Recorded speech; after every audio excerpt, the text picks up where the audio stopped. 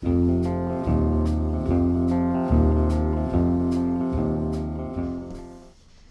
how you doing? I'm doing well. You're watching the Millcast. Yes, I'm Amanda Peggy. She's Amanda, I'm Peggy. Yeah, and we've moved we're in a slightly new location here.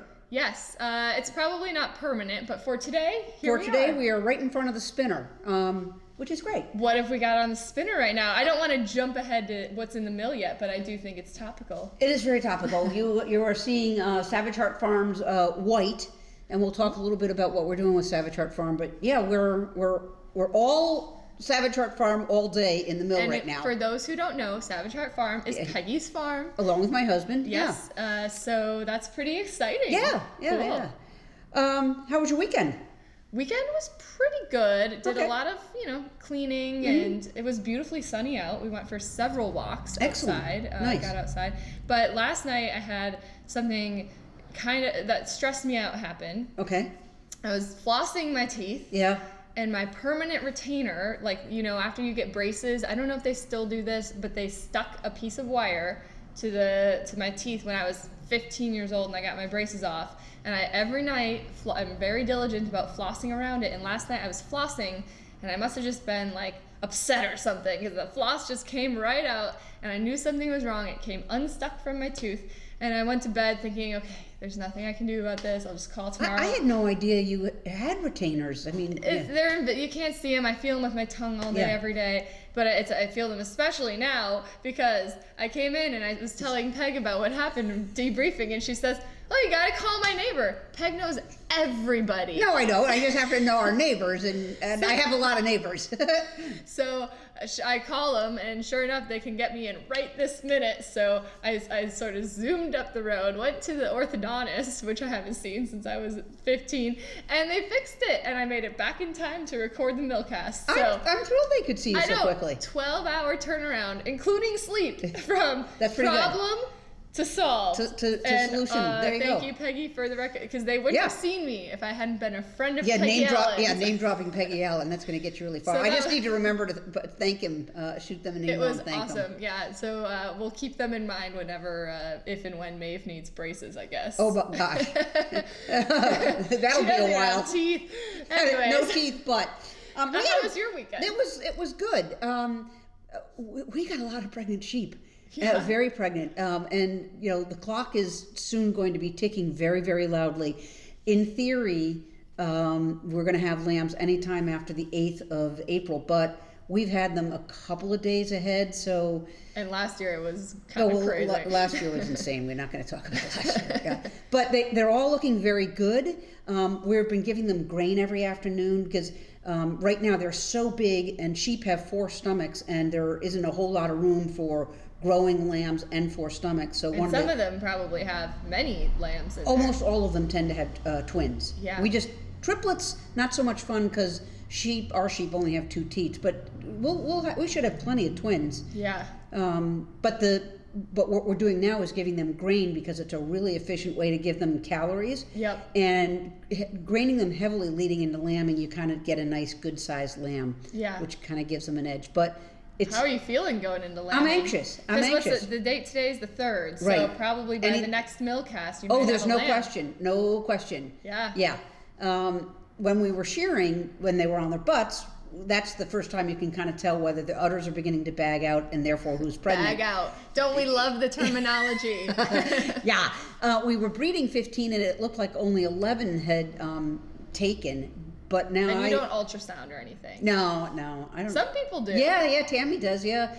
We don't, but now it looks like we definitely have 14 pregnant. Okay. So it's an exciting time. The only problem now is, we've had a little bit of cold snap, but also thawing, and it is so mucky up there.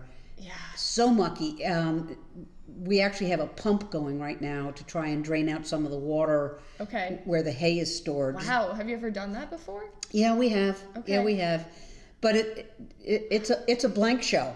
And I discovered when I went up there to grain, I put on my muck boots. Yep. And I have ordered a new pair because they leak. So not something you want to find out during muck season. No, because the boots started to leak because the seam had given, and I was like, oh my God, this is so disgusting. Oh, so did you just get mud in your? Well, it's brown water. Let's just put it that way. It was a slow leak, but I don't. Yeah, you don't want to deal with that. New boots Hopefully are in they'll order. come in time for the intensive lambing season. Oh, they'll be here. Good. Yeah. Okay. All good. It's all good. We've been busy in the mill. We've gotten a lot done.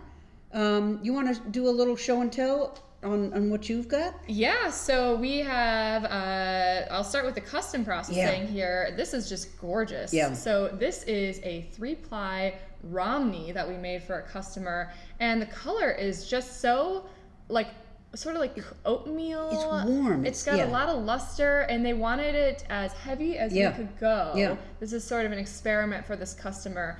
So we went with, I don't know, this is like 500 or 650 or something like that. Yards per pound, which is on the heavy side for us. So I would say it's Aran weight. I would say it's Aran weight, and it's 3-ply, so it's just yummy. Yeah. That is so nice. Yeah, when you do the 3-ply, what's really, really nice about it is it does end up, just even making it that much more uniform looking, because rather than just the 2 strands, if there's, happens to be any inconsistencies, 3-ply just completely gets hidden. Right. This is our Junction Fiber Mill yarn. This is the Montadale and Cheviot purple. We dyed purple in our first batch when we were doing this. And we've sold out. And now we'll restock. We've restocked, and the challenge is trying to match the color from before. And this is practically dead on. It is, and it's just really, really soft. Every batch is a little different, even though it's the same fleece. It's different sheep from different years from that farm. Yeah. But it's really nice. nice. That is really lovely. And it can be knit really well with our making tracks. If anyone is looking for like a solid main color for their sweater or whatever you're making. And speaking of making tracks, another one we had almost run out of. Yeah, this is Starry Night, aptly named because if you look at the swirls, it kind of looks like the Van Gogh painting. And so this is sort of it's got some nice like pops of yellow in there, otherwise mostly blues and sort of navy grays. Yep. I'd love to see what folks are making with this because like you said, it's almost sold out from the first batch. Yeah, it's good. I had mentioned we're doing a lot of Junction Fiber Mill, so I started with white, and so here's the very first. I've rinsed it so it's bloomed. This is Savage Heart Farm. This is Savage Heart Farms yarn. I haven't hanked this. I just wanted you to see. This is really, it's so darn soft. That Corriedale wool, it's just incomparable. So nice. we did the white, and that's what's up here on the spinner, but we have all different colors, and we've got a lot of wool. I don't know quite the definite weight, but about 230 pounds. And I spent a fair amount of time saying, okay, what are we going to do? Because some are super dark, some are dark gray, but gray, and then some are light gray. So we basically have done 5 different colors. We're going to have the white. Natural sheep colors. Natural sheep colors. Well, we're going to have the white, and then we're going to have the very, very dark, which are our 1-year-olds, and then we're going to have our really, really great dark gray. Yeah. And then I'm taking the white, some of the white I set aside, and I'm going to add about 5% of the black. Okay, so very light gray. And so it'll create a super light gray. Yep. Which I just love. So we're going to have some, nice range. And then the last, which we haven't really done this before, I'm going to scour. It's grays and white, and I'm going to blend it. It's like a medium gray base. Yeah, medium gray base, and then I'm going to break it into, I think right now, 4 different batches, and we'll dye them in the sinks with 4 different colors, and then we'll process it through the mill to have a really uniform color. Yeah, so 4 dyed colors and over gray. 5. So 4 natural colors plus the dyed. Wow. The dyed. It's what going to be a fun thing. Stick your flock of sheep. Yeah, I've spent a lot of time thinking about it, and now it's starting to move through the mill, and it's good. It's pretty exciting. What do you get more excited for when the finished yarn is done or the shearing day? Oh, you can't beat the shearing day. Yeah, it's just all in one day. Well, and you don't know what you're getting until you see it fall away, and like, oh my God.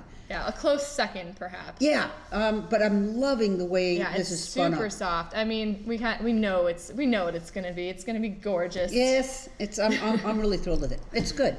Awesome. You've also got something that came. Yeah, so we had a couple of really lovely visitors this week stop by, and just a reminder for folks interested in visiting the mill, we're sort of a by chance or appointment situation, and the chances are going down a little bit in the coming month just because Peg is going to be on lambing duty, so we don't have quite as many hands on deck this month or so. Right. But we had a few people try their chances, and it worked out. You could also shoot us an email, and we'll get back to you quickly on whether or not we're going to be here. Yeah, so. But we had one customer, her name is Jane, stop by with these soaps that she made. Those are so adorable. Yeah, so she felted, around some, natural soap, and she brought these by as gifts for us. That's very so sweet. Thoughtful of her. Yeah. And so I thought we would just show them on the Millcast. And we'll link her through where she's selling these in the show notes. I've actually never used soap with felted surface. I haven't either, and I'm really excited to, because I think Maeve will love it, by the way. Well, I should take maybe the really bright one for her. Well, but should we have one in the sink here in our bathroom here, and we'll be able to try it, or is it not doing justice to it? No, I think we should use these in the bath. I think that would be better. Oh, really? I think you can scrub it on your skin is kind of the thing. Okay. So I'll that's take the this thing. one. That's so funny because I thought these were your colors. Oh, they are, but I feel like those are Maeve's. Would you like this one? It doesn't matter. I like them both. But what Jane said is when the soap is done, what you can do is actually make a little slit, slip the soap out, and put another soap in while it's wet, and then it will just felt itself shut. Makes sense, right? Because it's wool. Wow. So I'm excited to try these, and I know we've got little roving scraps sitting around the mill. This has been a craft I've been thinking about trying for a while, but it's so You're fun. right. You're right. We have a ton. Yeah, and she said they last forever, which I believe it because the wool kind of helps the soap not fall out. Right. Oh, so that's a great idea. If you have any fun wool crafts, we'd always love to hear about them. Send a link if you've got an Instagram. We'll check it out. Speaking of soap, I just, from time to time we kind of tell you about the things that we've been working on that, the ancillary, segue. Right? From one soap to another. The soap that we've been using, and we only use it to scour raw wool, because it's actually quite difficult to get that lanolin off of the fiber. So one key is that we have on-demand hot water that gets up to 180 degrees. That's critical. Mm-hmm. But the other is you need a detergent that will break down that lanolin. And we've been working with a product called EcoScour 305, which has been doing a very good job. But the price during COVID, it more than doubled. It was shocking because it already was a pretty big line item for us. In fact, it was our only, when we first started custom processing, it's kind of our only I'm not an accountant, but cost of goods sold, because everything else we're taking raw. And we're just running it through the equipment. Yeah, right. So the soap was the only input that we had, and we thought it was expensive when we bought the first 55-gallon barrel, and we went, who didn't know how long it was going to take us to get through that barrel, but we did. So we got a second one during COVID, and it's time to start lining up another, and I just couldn't get over the price. So. Yeah. Because they raised again? No, they haven't raised it again, but it's still so much higher than the first. So there's a really neat Facebook group that is a private group for people who are running mills, for the most part around the United States.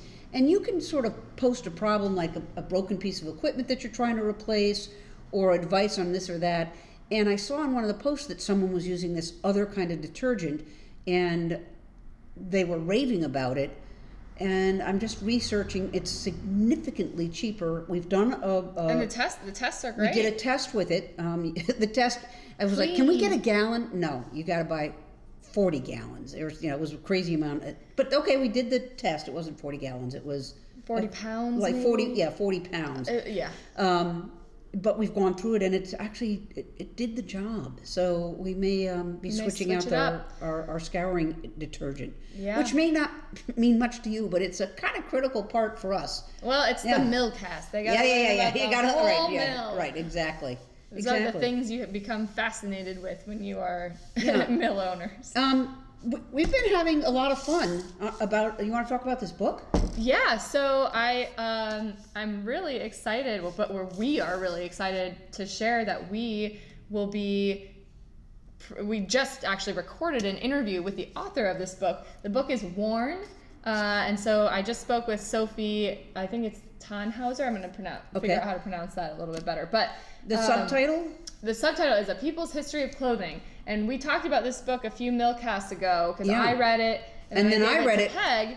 Absolutely fascinating. Yeah, so Peg got in touch with her and she agreed to come on our Millcast. So she is our first author guest, which we're really excited about. The book is not about like clothes fashion. It's more about cloth and production and the impact it's had historically and continuing today. Right, both in terms of treatment of women and then also the I did not fully understand the ecological impact production of fabric has had and right now continues to have on the planet. And it's a little shocking. Yeah, it's ecological and also the human impact as well. It is very shocking.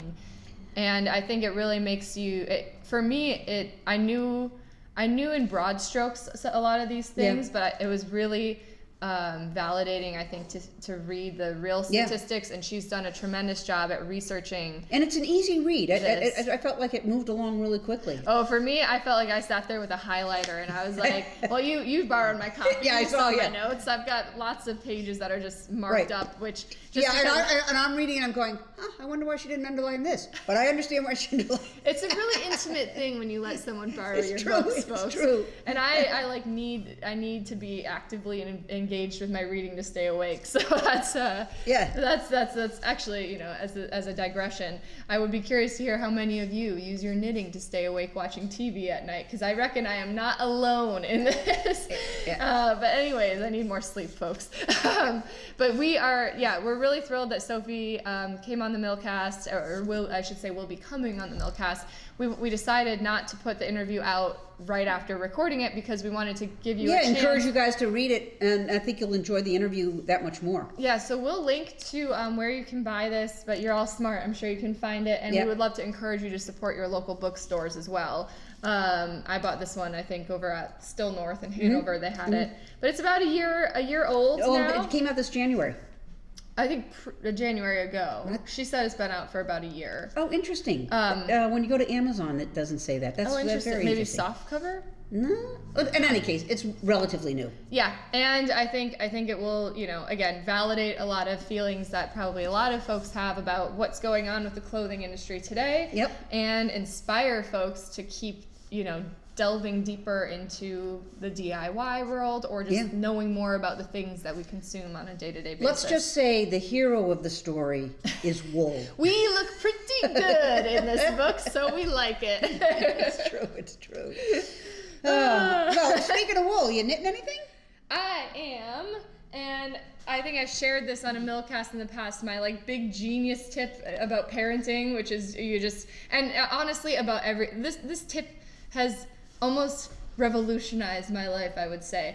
I was thinking about it today too, which is bring your knitting with you everywhere you go, and plan to be places early, which is, Peggy knows, a big issue for me. I am constantly 5 to 10 minutes late. But it is so nice when you have this hurdle about getting out the door early. If you just say, if I get there early and I'm too early, I can knit. So I've been only really knitting on the go because I just don't have the energy at the end of the day these days. But I have made some progress in my... Yes, you have. So this is the Stockholm slipover pullover by Petite Knit. And right now it's just knit in around. But it's with my my first 3 years of this sheep called Brownie's wool all combined. And I'm really excited for this garment. And it's really, just a simple knit. So I can't wait to see it on. Yeah, me too. It's going to be, like I said, a sweater vest type of thing. She calls it a pullover, but I don't own one of those currently. So That's good. And what are you knitting? I got to go back and reach for mine. I'm still working on, I've made some progress. I am working on that ribbed neck down. So thanks to some amazing basketball, I was able to make a dent on the sleeve. So I've got one sleeve almost done. I have a couple more. And did you decide this is the length you're going with, or I haven't decided yet. I might add a couple inches, but I'm going to do the sleeve. Great. The only thing I'm a little concerned about is, again, because it's so spongy. Yep. Whether I've made the armhole go down too low. because it's supposed to be 8 inches, I think, from where the collar. Have you tried it on yet? I have, and the first time I tried it on, before I'd gotten to this far on the sleeve, I thought it looked just fine. And then when I tried it on just, yesterday, I was like, I don't know, the armhole's sitting a little low. Huh. Not going to worry about it. I'm actually very pleased with it. I still just love the color. The color is great, and it Yeah. feels, it just feels so lovely. It's spongy and soft. It's the same as this purple. This is the same. It's that Monteville Cheviot. And you really see the luster in this too. Yeah. It's got a nice shine. Yeah, and it feels yum. Yeah. I'm thrilled with this. Yeah, you've made really good progress. I'm impressed. I was doing double pointed, not happy with it, but someone had given the tip. We got a couple of tips. Thank you. But one was knit with what you're doing here. I've got 2 long cable needles. Yes. So you knit across one, set it down, and start knitting across the other. So you knit from one to the other. Right now I'm going to knit across the red one. Yes. I'll set that down, and then I'll knit across the wood sticked one, and then go back to red. Wow, I've never heard of this. This is awesome. It was a tip that someone put on the Millcast, and then I thought, okay, I've got it. And then when I was doing it, I thought, I wonder if I'm doing it wrong. Then I YouTubed it, and I was doing it wrong, and then figured out how to do it right. And it's actually made. I'm not saying I'm flying on the sleeve, but it's a heck of a lot faster than doing double pointed needles. That's a great For tip. sure, yeah. Especially if you've got extra needles around. Oh my gosh, Yeah. I got, my mom has, I got a ton. They're not in the best of shape, but it first starts Does with, the okay, job. do I have 6s though? Because I have Yeah. this slew of them. Yeah, and you can't do 7s and 6s. You'd have No, you can't. So I have one other that I'm going to show, but I have a live model for it. Oh my gosh! Yeah. Oh, there he is. There he is. This is my husband, Todd. Hi. And he is wearing the Steve West Dustland sweater. Yeah, it looks so good. It does. And can I show can you put the cuff on? Live model. Very, very styling with the very long cuff. When I first saw the thing, I thought, I don't know. But on it looks good. I'm hoping people can see the detail in it. It's just a lot of, I don't know. It's warm and it's really soft. It's really soft. So Feels great. obviously it's made with Savage Heart Farm. This is yarn from last year. And I thought when I was knitting it that I wanted to dye it. Yeah. But now I'm seeing it on I and don't. I'm not going to dye it. Nope. This was my birthday present. My birthday was Thursday. Yeah. Happy And birthday. thank you. And Peg knit the body and her sister Eileen knit the sleeves. I'm impressed you're doing sleeves on this one. Well, I have a better way to do it now. I got a little hung up on these, and my sister who lives near, she goes, oh, well, I'll do them. So Todd's keeping me honest that I was gonna say this is a big reveal. No, that's right. You never did say in a previous podcast. No, I didn't. But you did say you don't like doing sleeves. Yes, I have. You have said that. But I've learned to get over that. So, yeah, and I'm pleased. It looks like it fits well. Oh, it's Was good. it your plan to finish it for Todd's birthday? I know, I don't plan that way. If I'm knitting something and it's not done by a birthday, it goes in the box with the needles, and you pick it up and you can see, okay, yeah. So I have to great. say I was surprised. I knew this was coming. Yeah. But I was surprised to get it on my birthday morning. I'd forgotten about it. thanks to my sister. Well, so All this right. is your second sweater that Peg's knit? First one with sleeves. Yeah, I did a vest years ago because, hey, how easy is that with no sleeves? But this is my first full sweater for you. I'm happy to bring that in and show it off too if you want me. It's really nice. Yeah. That's a while ago. Cool. Yeah, so there you have Well, it. Savage Heart Farm, now that you're both sitting here, good luck with lambing. Oh, thanks. Oh, yeah. Yeah. How We're hoping for a better season than last year. Yeah. We had Yeah. a rough season last year, and we're hoping that it'll be better this year. Yeah. It's just you two on the team this year? or- Eileen, I think Peg's my sister sister Eileen will will help us help out. out. She's Okay. in the neighborhood, so. We'll Who's taking recruit you if need be. Come on. I do, yeah. I have my own 3 a.m. Barn checks happening at my house, and by barn I mean my child's room. But Not doing well through the night? touch and go still. But yeah, I mean, she's had this daycare bug Oh, okay. thing, so I don't anticipate that'll go away within the next few months or lambing season. Yeah, But yeah, who's when are we? Next several years. Yeah, when are we starting the 2 a.m. barn check? We should be. Well, the lamb cams got plugged in this morning. They are working. Can you see them like here, or are they just? They're No, not- just yeah. On a little monitor at our We house. used to be able to get it on the phone, but Okay. I haven't been able to figure that out for a couple of years. Now it's But just a little that monitor helps a at the house. lot. Kind of, you In can the see bed. the early signs of somebody going into labor. But Yeah. we still, in general, try to go up there around 2 in the morning So for a whose quick job check. is that? We take alternate. turn. We Okay. alternate. Cool. Yeah. Someone So- does the 10 o'clock check, and then someone else does the 2 o'clock. It's exciting. It is. It's very exciting. This is yeah. our 11th. lambing. Yeah. Wow. Yeah. That's 14 incredible. pregnant sheep. All right, so you're expecting like 20 lambs? Anywhere from, I'd say, low to high 20s. Yeah. Great. 22 to 28 would Yeah. be my guess. Awesome. We'll 'Cause- share pictures. Yeah, I'm twinning- excited twinning to is visit very the common. lambs. Yeah. Have to bring Maeve up and get a Oh, picture of her with all the absolutely. little sheep. Oh, yeah. That'd be so That'll cute. be so cute. All right, All right. well, thank you everybody for tuning in. Yeah, And, thanks, guys. Again, read Warn in the next 2 weeks so Yeah. that you can participate a little bit more when we release the episode, or it'll be there for you as Well, well. it'll have a lot more meeting, too. Yeah. All All right. Very good. See ya. Bye. Bye-bye.